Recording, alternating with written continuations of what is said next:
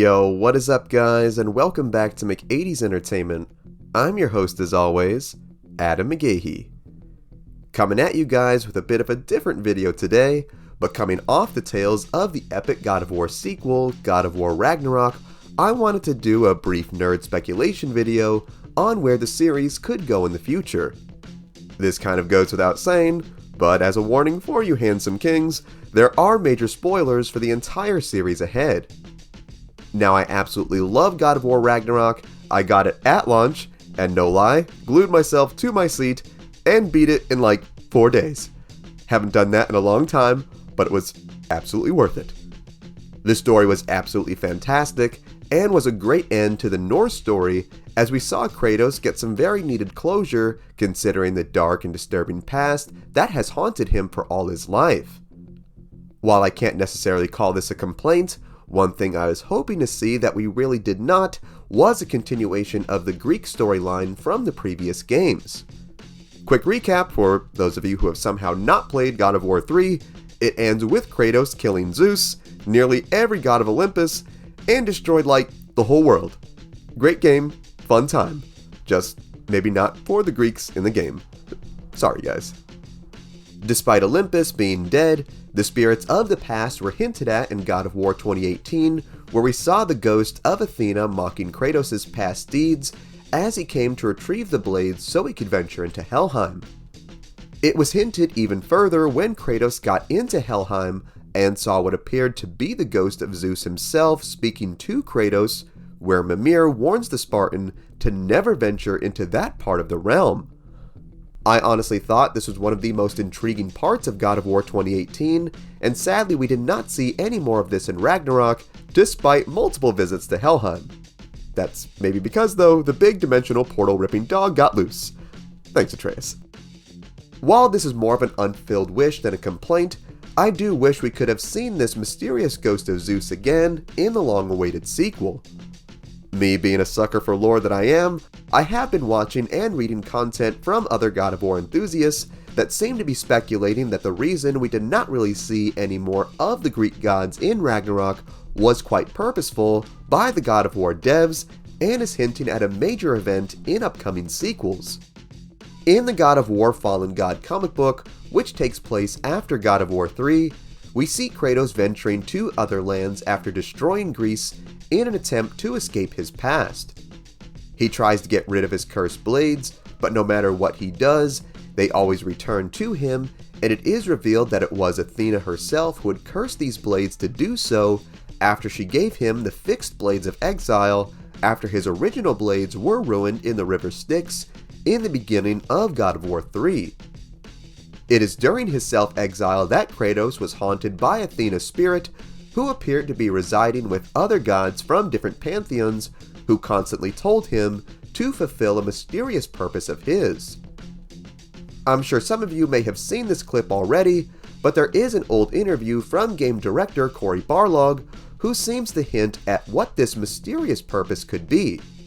I'll play the clip, but for you lovely lads who have seen it already, you can skip ahead to the timestamp on screen. No, we had talks. What I was setting up into was this idea that Athena had died and was the first person in the pantheon of gods to actually have a selfless act, to die from a selfless act. So she had kind of ascended to this higher level, and then at first she's somewhat altruistic and being like, hey, wow, okay, I did pretty good. But then she starts to realize, wait a minute, I can actually affect the rest of the world. I don't want anybody else to get up here. I want to, and this is where I was kind of moving towards the monotheism Passover, was the idea of the one true God. She wanted to become the one true God. So she uses Kratos as like this earthly vessel to enact her plan.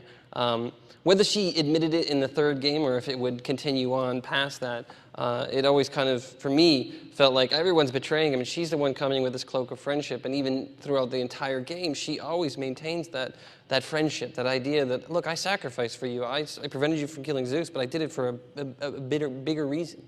You know, there was a greater cause to ensure that Olympus stayed strong. Otherwise, you wouldn't want what was going to come after that. And then she realizes what could come after that would be her in control, her in power.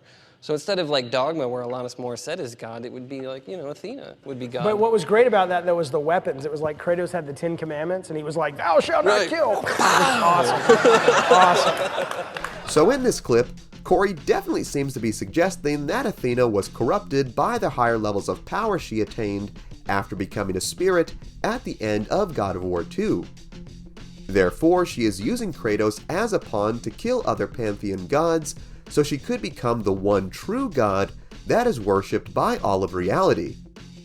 I have seen other content creators suggest that perhaps she is gathering the essence from each god Kratos killed in Greece and may create copies of them that result in the Roman pantheon of gods, which is quite similar to the Greek gods, just with different names.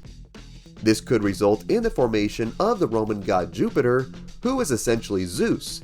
He could have all the memories, powers, personality, and essence of Zeus, but may directly be controlled secretly by Athena to further her purpose for controlling reality. Seeing Kratos take on the Roman pantheon would be absolutely awesome.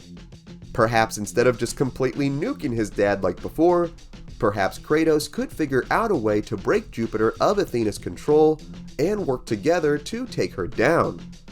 Not gonna lie, a Zeus-Kratos father-son team-up would be a story for the ages that I honestly would probably never quite get over. The Roman myth of Io even sees the Roman gods coming to Egypt, so perhaps we could even see potential crossover with the Roman gods and Egyptian gods in future games. Like I said though, this is just mere fun fan speculation. Signs do seem to point though at Athena becoming the overall big bad of the series, and I could possibly imagine that the realm tear we see in Odin's temple may even be a purposeful look into this higher realm of existence where she lives, so Odin would discover it and lead to the events of the Ragnarok story. So while Kratos and Atreus seem to have broken the prophecy of the giants, they may actually be living out Athena's 3D chess game of prophecy after all. While this is one nerd's theory on the internet, what I would love to hear is what you think. Did you enjoy God of War Ragnarok? What do you think will happen next in the series, and do you think we could see Zeus and the other Greek gods come again? Sound off in the comments. Also be sure to give this video a like if you enjoyed today's content, subscribe to the channel, and tap the bell icon to be notified of all of our latest videos. Thank you so much for watching. If you enjoyed the music in this video, it was all made by my boy Ognihs. You can check out his Spotify in the link below. You can also check out our Discord chat, also in the link below. Thank you so much for watching. Remember, you are awesome and loved. God bless, and I will see you in the next one.